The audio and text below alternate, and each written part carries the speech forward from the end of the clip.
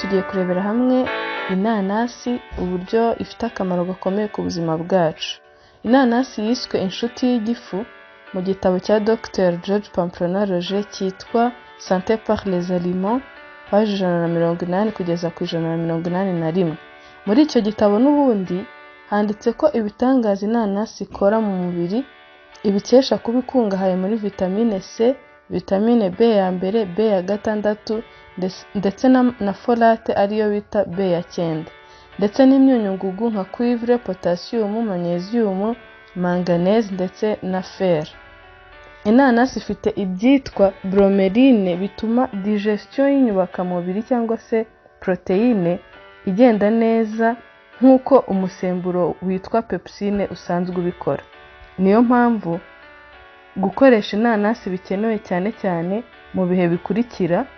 Igihe cya mbere ni umuntu ufite digestion igenda buke, bigaragazwa no gutinda mu nda kw'ibyo kurya. Ikindi twavuga ni uko Dr George Pamplona yanditse muri cya gitabo yuko inanasi ifasha abashaka kugabanya ibiro. Bikoreshejwe bite?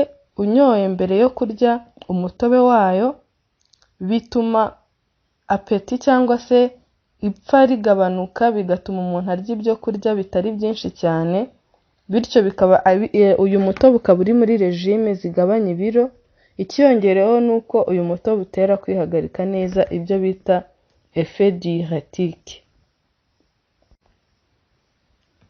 Ikindi yanditse muri icyo gitabo inanasi ifasha ni uko ifasha ku bantu bafite ubugumba bwatewe n'intanga zidahagije, haba ku bagabo spermatozoide ndetse no ku bagore ovule. Iyi mpamvu iyi nanasi bafasha ni uko ikize cyane ku munyu wa manganese wiswe oligo-element, ifasha mu kuremwa k'uturemangingo fatizo cyangwa se selule two mu myanya ishinzwe imyororokere n'ubundi ku bagabo ndetse no ku bagore.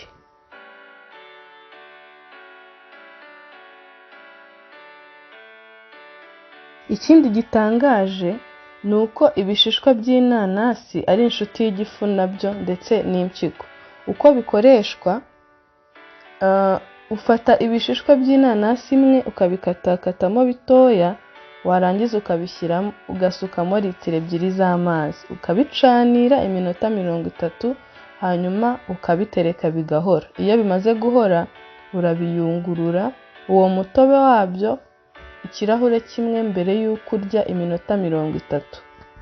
Ibi nabyo wabisoma mu gitabo cyitwa 250 recettes pour prévenir et guérir cya Dr George Pamplona Roger yanditse afatanyije na Dr Esther.